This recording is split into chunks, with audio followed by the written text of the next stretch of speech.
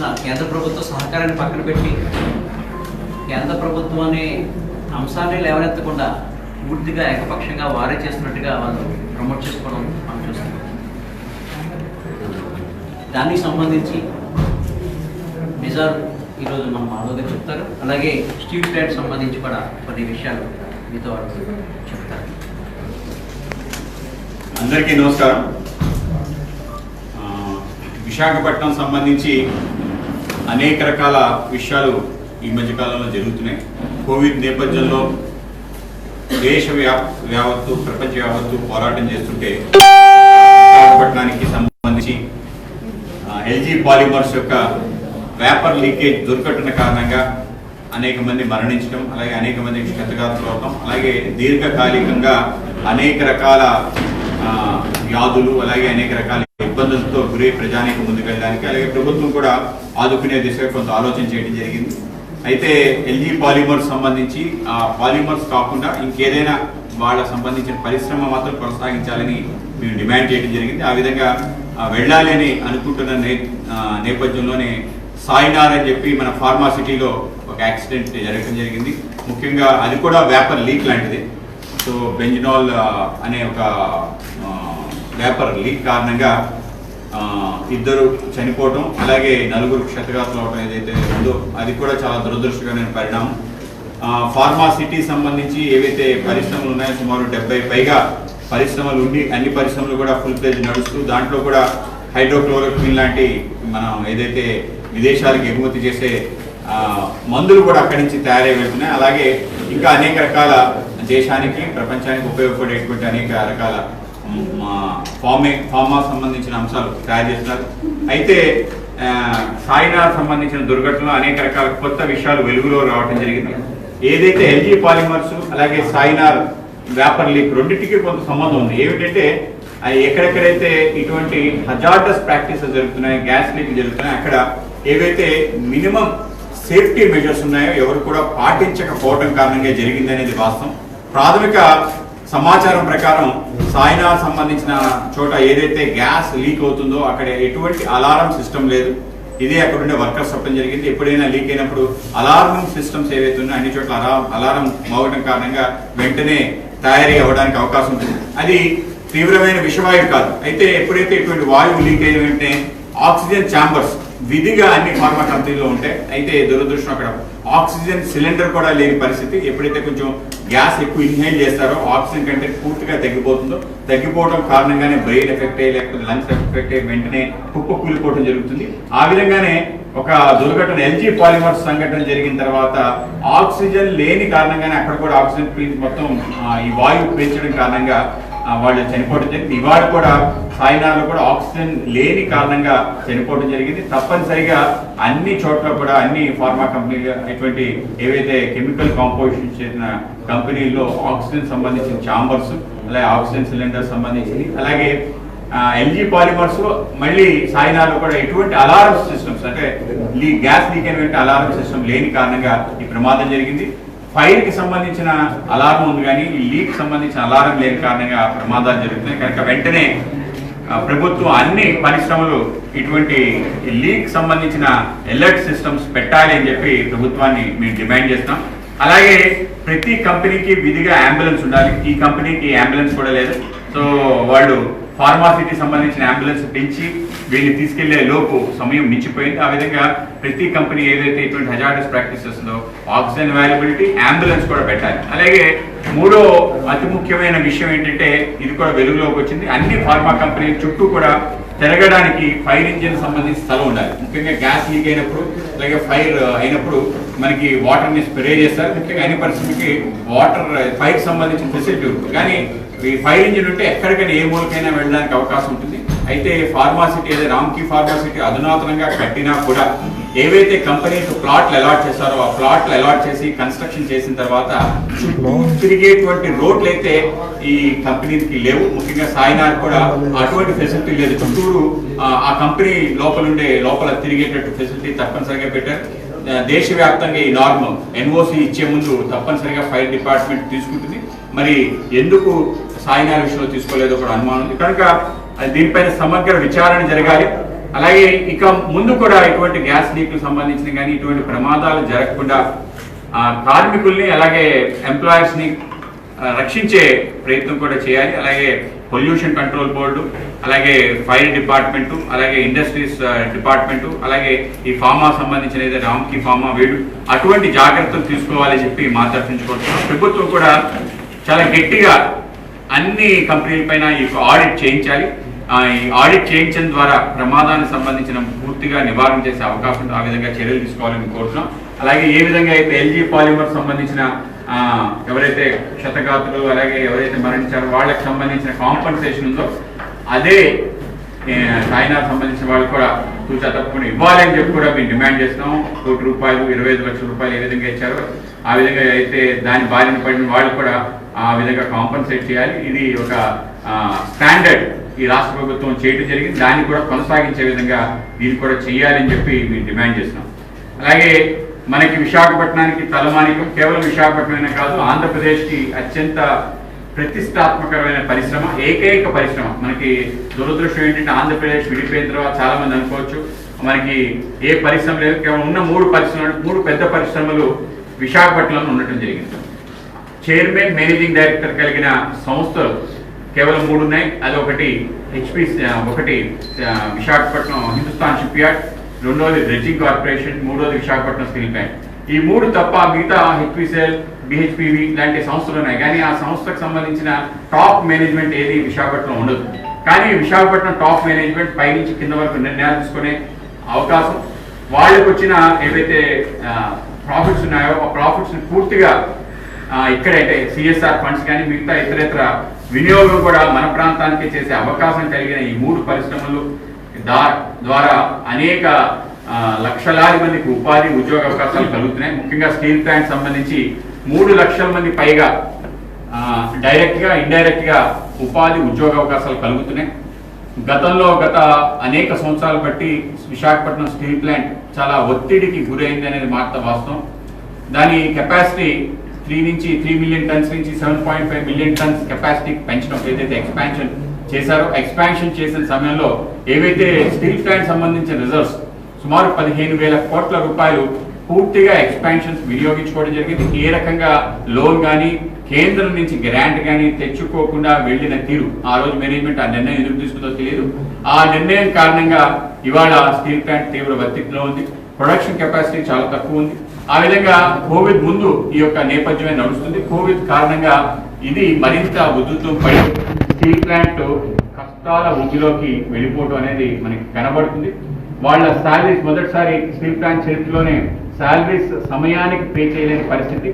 ఈసారి salaries pay చేస్తారా లేదా అనే ఒక పరిస్థితి కూడా స్టీల్ ప్లాంట్లో ఉంది. ఈ మేనేజ్మెంట్తో మేము మాట్లాడటం జరిగింది.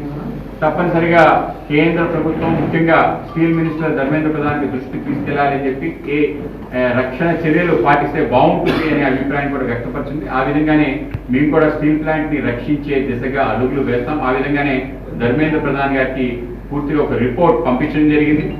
దాంట్లో స్టీల్ ప్లాంట్ కి తక్షణ షార్ట్ టర్మ్ మెజర్స్ కొన్ని అవలంబించిన కారణంగా స్టీల్ ప్లాంట్ లో ఏవైతే ముఖ్యంగా లిక్విడిటీ క్రంచ్ అంటే క్యాష్ సంబంధించిన క్రంచ్ ఉందో దాని నుంచి బయటపడడానికి ఇంట్రెస్ట్ ఏవైతే కడుతున్నారో అనేక రకాల లోన్స్, ఎన్ఎండిసి సంబంధించిన పేమెంట్ సంబంధించిన లోన్స్, అలాగే బ్యాంక్ సంబంధించిన లోన్స్ వాటికి మొరటోరియం కావాలన్నారు. అదేవిధంగా మొరటోరియం వీళ్ళు కూడా ఎక్స్టెండ్ చేసి ఆ 3 నెలల నుంచి 6 నెలలకు ఇవ్వడం జరిగింది. దాని కారణంగా కొంత వెసులుబాటు. అలాగే అతి ముఖ్యంగా ఈపీఎఫ్ ఏదైతే ఎంప్లాయర్స్ కి కట్టే స్టీల్ ప్లాంట్ ఎంప్లాయీస్ కట్టేది ఎంప్లాయీస్ కట్టే 12% మొత్తం 24% కూడా కేంద్రమే ఇవ్వడం కారణంగా కొంత వెసులుబాటు రావడం జరిగింది. దీని కారణంగానే గత నెల శాలరీస్ సకాలంలో కట్టడం జరిగింది. ఇప్పుడు ఇంకా ఆ పరిస్థితి దారుణంగా మారే పరిస్థితి ఏర్పడింది. ఈ నేపథ్యంలో స్టీల్ ప్లాంట్ ని ఏ విధంగా అయినా రక్షించుకోవడానికి మేము చిత్తశుద్ధి కృషి చేయడం, మా పార్టీ వివిధ స్థాయిలో దీని గురించి మాట్లాడటం జరిగింది.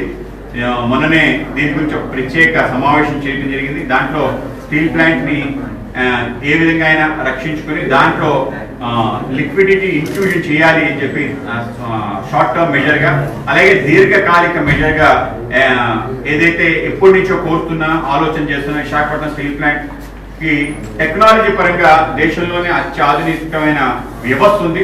ఒక షోర్ బేస్డ్ స్టీల్ ప్లాంట్ దేశంలో ఎక్కడైనా ఉంటే అది ఇంటిగ్రేటెడ్ షోర్ బేస్డ్ స్టీల్ ప్లాంట్ మంది విశాఖపట్నం స్టీల్ ప్లాంట్.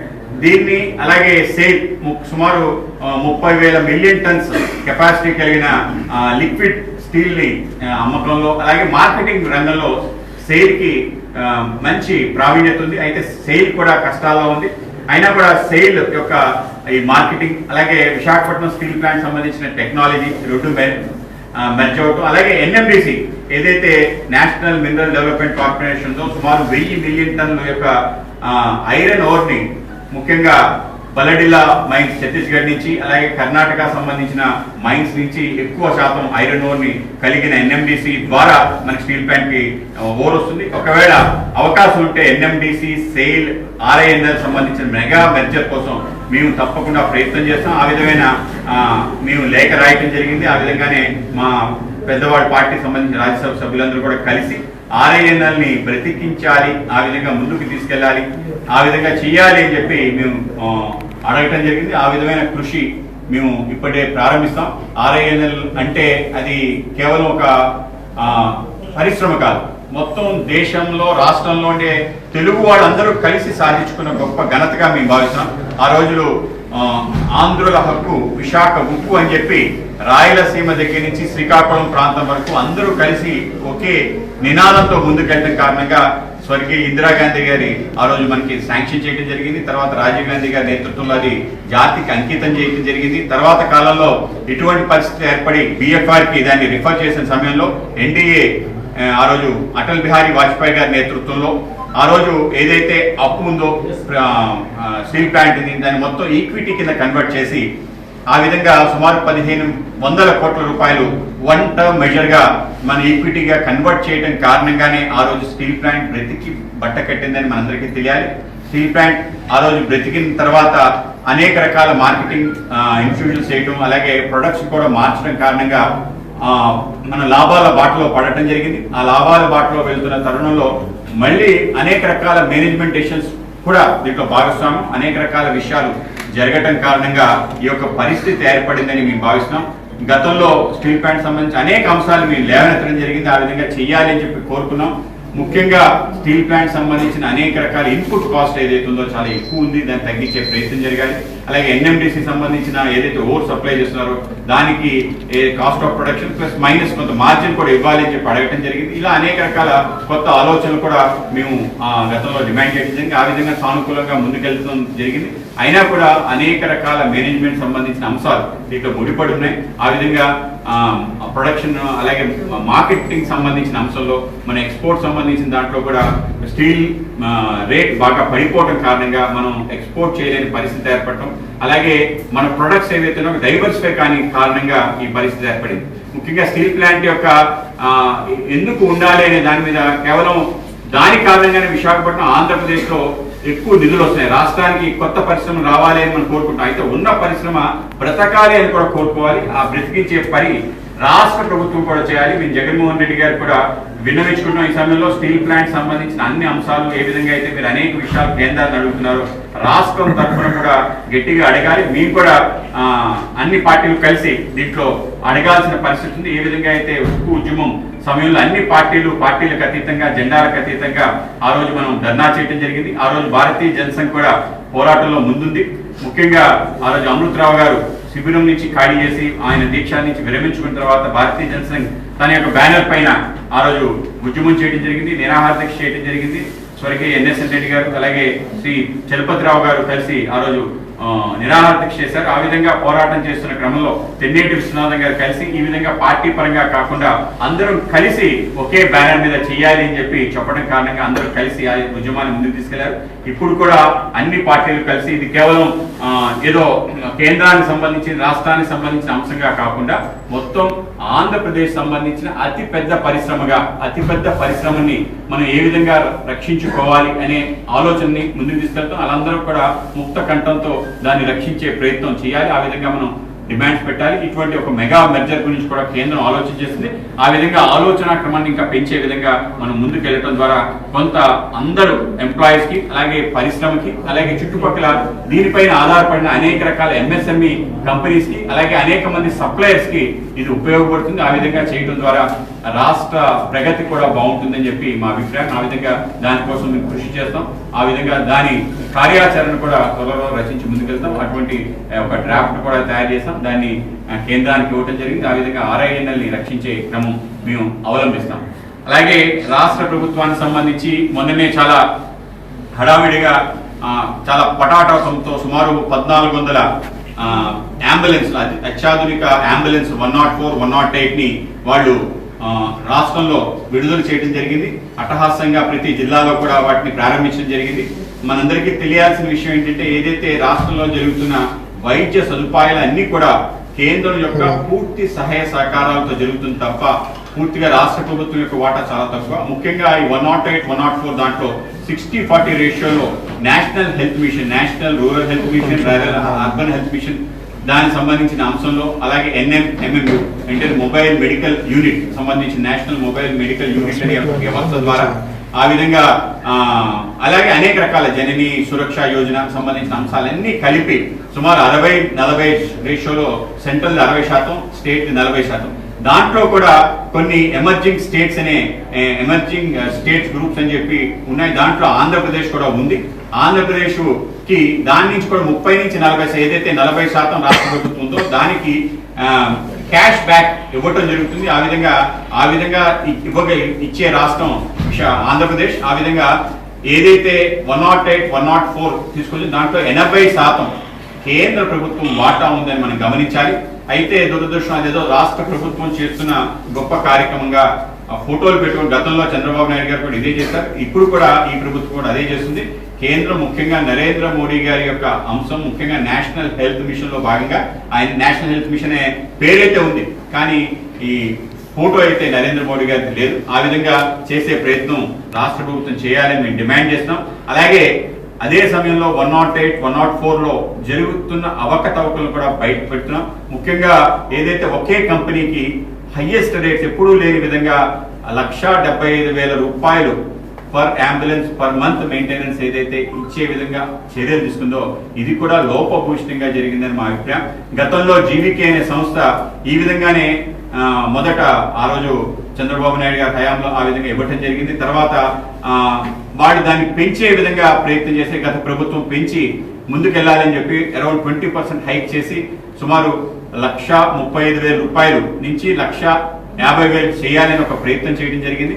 అయితే కామినేని శ్రీనివాస్ గారు హెల్త్ మినిస్టర్ గా ఉండి ఎందుకు ఈ విధంగా చేయటం, మనం ఓపెన్ టెండర్ అందరికీ పలుకుదాం. జీవీకే అలాగే మిగతా అనేక సంస్థలు వస్తాయి. గతంలో సత్యం ఫౌండేషన్ ఫస్ట్ చేయడం జరిగింది, తర్వాత జీవీకే వాళ్ళకి వచ్చింది. అలాగే ఓపెన్ గా చెయ్యాలని చెప్పి కోరటం జరిగింది. అయితే ఆ విధంగా కోరటం కారణంగా రేటు 1,35,000 రూపాయలకే కొత్త అంబులెన్స్ నడిపే విధంగా KKR అనే గ్రూప్ రావడం జరిగింది. అది కొనసాగిస్తున్న తరుణంలో ఈరోజు అరబిందో అనే సంస్థకి ముఖ్యంగా దాంట్లో అనేక రకాల విషయాలు కూడా మాట్లాడటం జరిగింది. వాటి విషయాలు జోలికి వెళ్ళినా ఆ అరబిందో కంపెనీ, అరబిందో ఫార్మాకి ఒక నేమ్ ఉంది, దానికి మేము అంటలే. కానీ ఏదైతే రేట్ ఇచ్చారో గతంలో ఇచ్చిన రేట్ కన్నా అందరినీ ఓపెన్ చేసి దీంట్లో ఈ విధంగా ఉంటుంది, ఆ లక్ష్యాన్ని చేరే విధంగా ముందుకు వెళ్ళాలి అంటే తప్పనిసరిగా ఆ విధంగా వచ్చేవి. కానీ చాలా హైయెస్ట్ రేట్ ఎప్పుడు దేశంలో ఏ రాష్ట్రంలో లేని విధంగా హైయెస్ట్ రేట్ ఇవ్వడం జరిగింది. సుమారు 1,75,000, అలాగే 2,25,000 అంటే ఓల్డ్ వెహికల్స్ కి ఆ విధంగా మెయింటెనెన్స్ కి ఇవ్వడం ఏదైతుందో రాష్ట్రానికి సంబంధించిన ఖజానాకి ఈరోజు చాలా విఘాతం కలిగే విధంగా ఉందని చెప్పి, అలాగే ఈ మొత్తం ఎపిసోడ్ 108, 104 విషయంలో తప్పనిసరిగా ఎంక్వైరీ జరగాలి.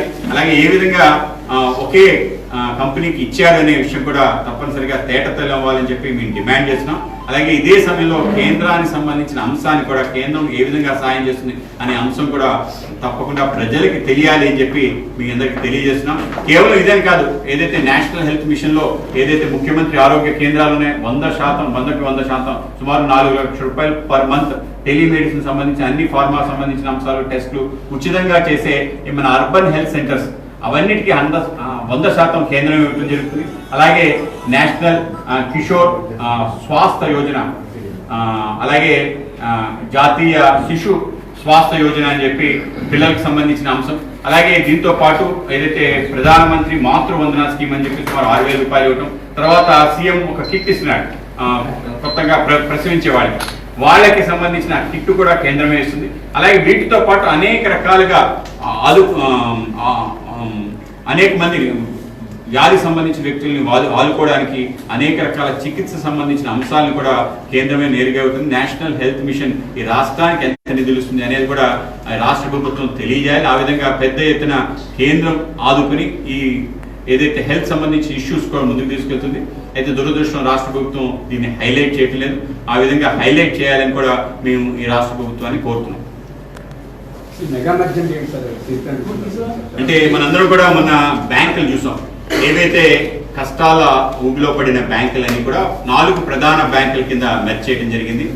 అలా మన ఆంధ్ర బ్యాంక్ ఈరోజు యూనియన్ బ్యాంక్ ఆఫ్ ఇండియాలో ఏ విధంగా మెర్జ్ అయిందో మనం చూస్తాం. చాలా మంది మనం ఆంధ్ర బ్యాంక్ ఆ విధంగా రక్షించబడాలి, ఇది పట్టాభి సీతారామయ్య గారు ప్రారంభించింది, మనకి సంబంధించిన ఒక అంశంగా మనం మాట్లాడడం, మేము కూడా దానికి ఏకీభవించాం. కానీ వాస్తవ రూపంలో కష్టాలు ఊబిలో పడి ఎన్పిఎస్ బాగా పెరిగిపోయి బ్యాంకు రన్ చేయలేని పరిస్థితి ఏర్పడిన తర్వాత ఏదైతే బాగా లాభం నడుస్తూ అలాగే ఆధునిక పద్ధతులతో బ్యాంకింగ్ రంగాన్ని ముందుకు తీసుకెళ్తున్న ఏదైతే బెస్ట్ బ్యాంక్ ఉందో వాటి ప్రాక్టీసెస్ కూడా బెస్ట్ ప్రాక్టీసెస్ ఉన్నాయో అటువంటి బ్యాంక్తో మెర్జ్ చేయడం జరిగింది. ఆ విధంగా మనం సుమారు 8 బ్యాంకులు మెర్జ్ చేయడం జరిగింది వివిధ బ్యాంకులతో సహా. ఆ విధంగా చేయడం కారణంగా ఆ బ్యాంకుల యొక్క వ్యవస్థలన్నీ కూడా బాగుపడటం జరిగింది, బెస్ట్ ప్రాక్టీసెస్ రావటం జరిగింది. ప్రైవేట్ బ్యాంక్స్ కన్నా బాగా పెద్ద ఎత్తున ప్రజలకి అందుబాటులో తీసుకురావడానికి అవి ఉపయోగపడ్డాయి. అదే విధంగా స్టీల్ ఇండస్ట్రీలో కూడా స్టీల్ ఇండస్ట్రీ అన్ని ఇండస్ట్రీస్ కూడా కష్టాల ఊపిలో ఉంది.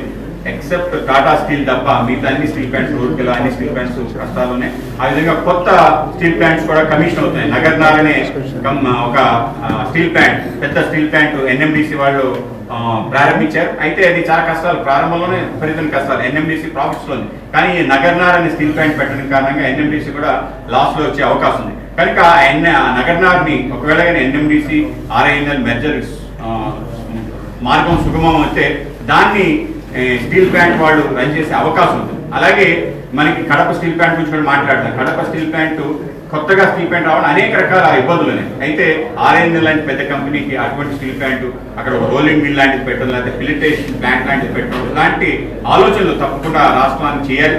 ఆ విధంగా చేయడానికి కూడా ఇది అవకాశం కలుగు. ఆ విధంగా పెద్ద పెద్ద స్టీల్ ప్లాంట్ కలిసి ముందుకెళ్తే వాళ్ళకి ఉండే స్ట్రెంగ్స్ అన్ని కూడా మెర్జ్ అవుతుంది. దానివల్ల వాళ్ళ వీక్నెస్ అన్ని కూడా తగ్గే ప్రయత్నం జరుగుతుంది. అటువంటి ఆలోచన చేయాలి. మేము